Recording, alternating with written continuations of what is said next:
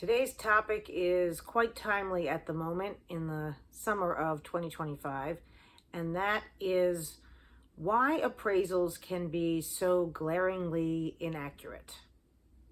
So when I say inaccurate, what I mean is that the appraiser's valuation, what the property is worth, often doesn't match what the market says it's worth. And what that means is what a buyer or buyers are willing to pay for it.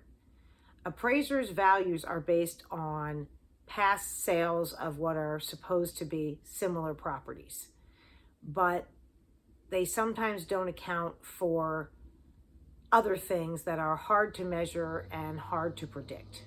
There are two categories in my mind of the reasons that appraisers often have inaccurate values.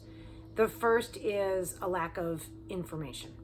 Keep in mind that when they are looking at comparable properties, some of those are supposed to be properties that are currently for sale, but the ones that are given the most weight are the ones that have sold because they can see what the public actually paid for those properties, the sold ones. But the properties that are sold, the appraiser has to rely on the information that is available online. So he's certainly not touring those properties. Usually disclosures have been removed if they've been put online in the first place. And even if they're there, appraisers often don't look at those things. So let's talk about some of the lack of information that an appraiser might run into when looking at comps online. What if the property was sold under duress, what they call a fire sale? There was a quick divorce situation, or someone died, or there was a quick job move.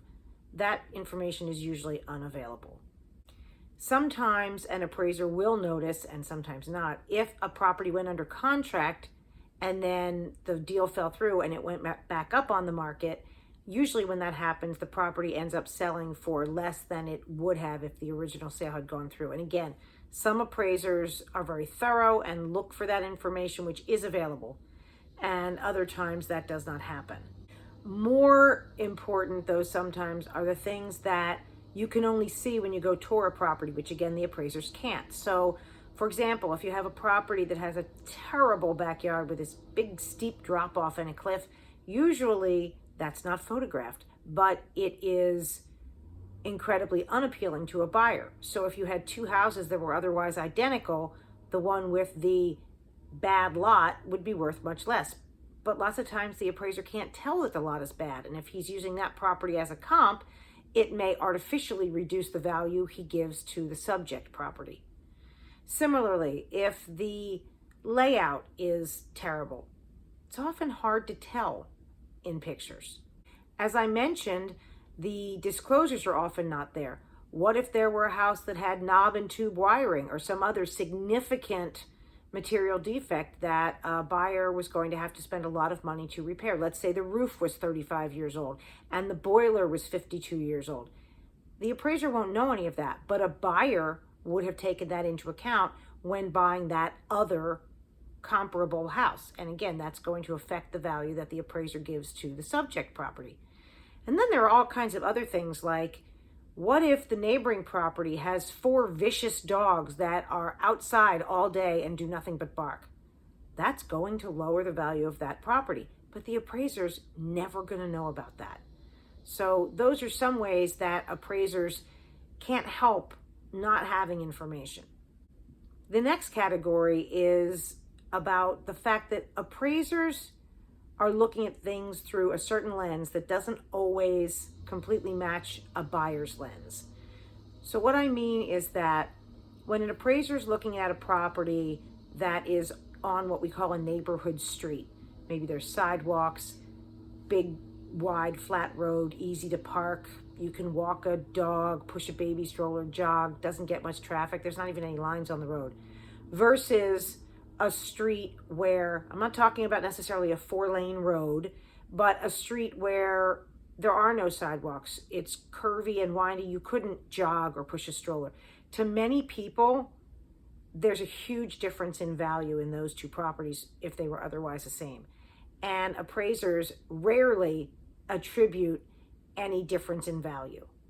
The layout, the size and shapes of the rooms and how they're laid out can make such a difference to buyers. One thing I've never understood is why appraisers, while they do have to allow for differences in comps as far as square footage, they don't have to see how that lays out as far as number of bedrooms. So for example, if they're looking at a 1,700 square foot house with 4 bedrooms and they're comparing it to a 1,700 square foot house with 3 bedrooms, there's a difference from a buyer's perspective.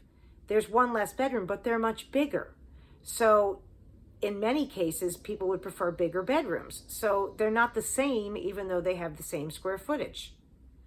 There's also a very common thing that goes on in our area where you'll see a bedroom or bedrooms on the 3rd floor, but maybe there's no bathroom up there. So those bedrooms to most buyers are considered just extra space or an office, but they don't use them as bedrooms because there's no bathroom on that floor. But an appraiser doesn't notice that or pay attention to where the bathrooms are. They're just looking at, again, the total square footage and the number of bathrooms. So there are a lot of reasons that a buyer might value a property different than an appraiser would. Tiny kitchens, houses with terrible closet space, low ceilinged basements that therefore aren't finishable. These are all the kinds of things that appraisers don't account for, but buyers definitely do. So hopefully this gives you a bit of a glimpse into why appraisals can sometimes be so far off from what market value is.